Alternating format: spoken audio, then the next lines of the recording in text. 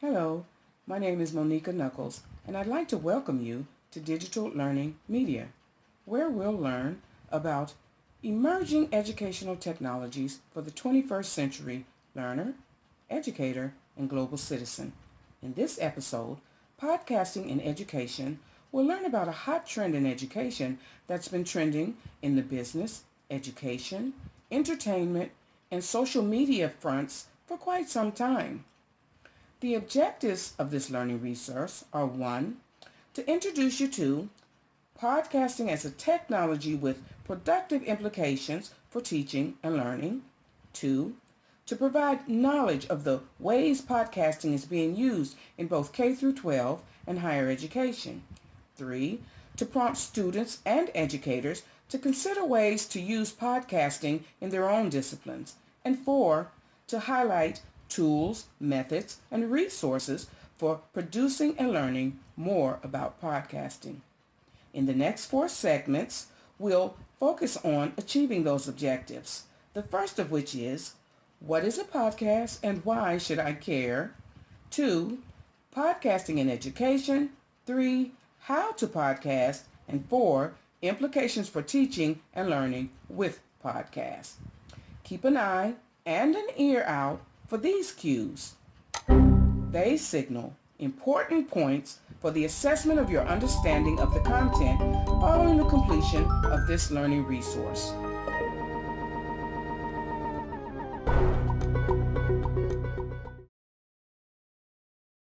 I'm sure many of you have heard of podcasts, especially since Edison Research's survey revealed that 15% of Americans listen to podcasts weekly. Podcasts have been around for 10 years, entering the mainstream with the original iPod. The name is actually an amalgamation of the name of the Apple device and the word broadcasting. And that's what podcasts are all about: broadcasting content anywhere, anytime. In geek speak, a podcast is a digital audio file, usually an MP3 or ACC, made available for download on the internet through an RS 2.0 feed. The web address of the media file is contained in the enclosure tag of an item in the XML file. At its simplest, podcasts are audio recordings made available on the internet. Podcasts are generally serial, like a radio show with weekly installments, and they are subscription based, so RSS feeds can tell your computer which installment to download for your listening. And why should you care about podcasts?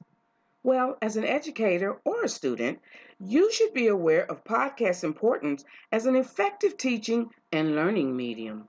If you're new to podcasting, visit this resource link to check out some of the top picks in news, entertainment, and educational podcasts. Podcast use is increasing in popularity in education because they are a simple to produce and very inexpensive mode of content delivery. In K through 12, high school history students record reports on Chinese dynasties. First graders narrate paragraphs about their summer vacation, and fourth grade classes produce weekly news bulletins, all while principals record their communications to parents and students in podcasts. Listen to this excerpt from the third graders of Willowdale Elementary in Omaha, Nebraska. Welcome to Radio Willow Web Podcast for Kids by Kids. I am Gabby and I will be your host for this podcast. Third graders from Willowdale Elementary have put together this podcast about Native American Day. Native American Day focuses on the traditions, culture, and background of Native Americans. Native Americans, also known as American Indians, are members of the tribes of people who were here when Europeans arrived long ago. First up is Raven Maddie with Vocabulary Theater. Thanks, Gabby. I'm Raven, and I have found some interesting words to tell our listeners about. My first word is cheeky. Impressive, huh? In higher education, research suggests that podcasting should be used to supplement class materials so that students can better understand concepts, theories, and applications that may not have been available during the class. Podcasting can be used as an learning strategy for teaching and learning. Educators with little time or money to attend professional development sessions can do so at their convenience with podcasts. There are some challenges with podcasting. It has limited usefulness for the hearing impaired, and two-way interaction or audience participation is not a design feature as yet. In addition, voice quality, intonation, and sound effects may not be of the same quality as those of a professional broadcast.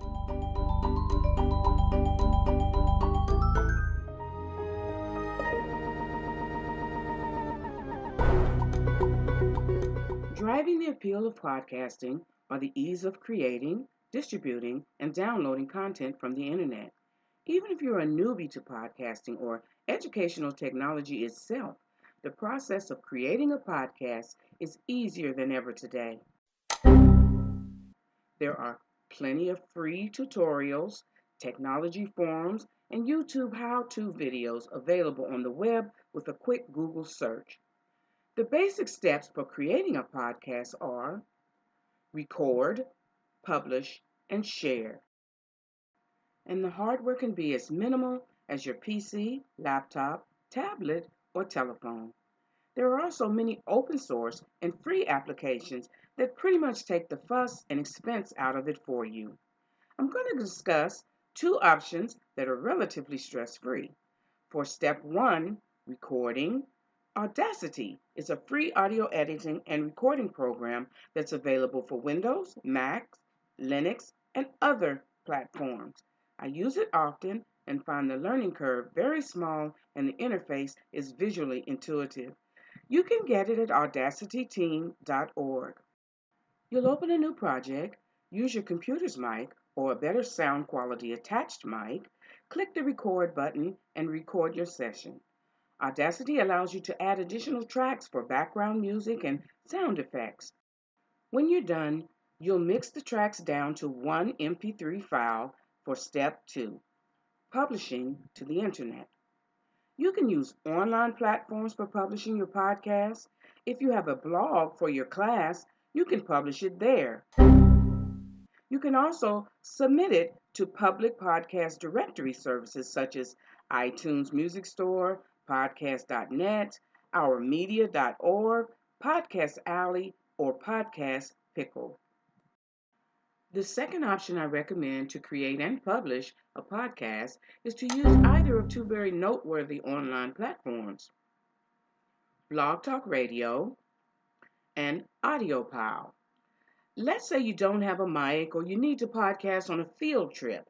You simply dial a toll-free number and record a podcast anywhere, anytime, using only your telephone. It's free and very easy to get started. The final step is sharing your podcast. You want your parents, your students, your audience to know where to find your podcast online.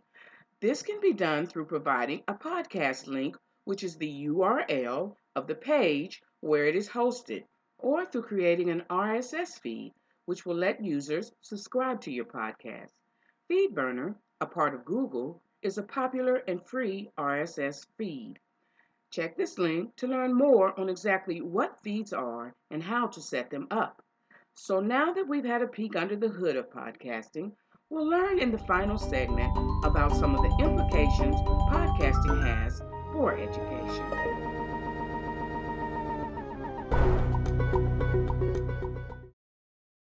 Podcasting affords students the chance to use their technology-based entertainment systems and devices, iPads, MP3 players, in educational settings. Being familiar with the underlying podcasting technology expands the educational options in a non-threatening and easily accessible manner. For example, podcasting allows lectures or other course content to be made available to students if they miss class. Podcasting can provide access to experts through interviews. Podcasting is not limited to content delivered to the students, as they can create their own podcasts in line with the shifting paradigms of learners becoming producers and creators rather than merely consumers. Podcasting can allow an instructor to capture fundamental topics for review while devoting face-to-face time for more discussion, student-led instruction, and other innovative activities. Research reveals that though not the optimal choice for formal assessment, as the grading can be subjective, they see podcasts as an important self-assessment tool for students in developing concepts and ideas. Podcasting can serve as formative assessment as well as offer the opportunity for learners to demonstrate their knowledge through the creation of podcasts on a concept or the very ability to create the podcast itself. Podcasts provide educators a means to bring the mountain to Muhammad, meeting today's students where they live, on the internet and on their entertainment media devices. Content delivery options, capture and retrieval capabilities, and anytime, anywhere learning are also implications for the overarching principles of teaching and learning with podcasts. No single technology holds the keys to the kingdom, but the evolution of podcasts seems on course for creating audio experiences that are both entertaining and productive for education. Well, we've come to the close of this introduction to podcasting in education. Complete the brief assessment to check your understanding of what you've learned. Good luck to you in all your learning endeavors.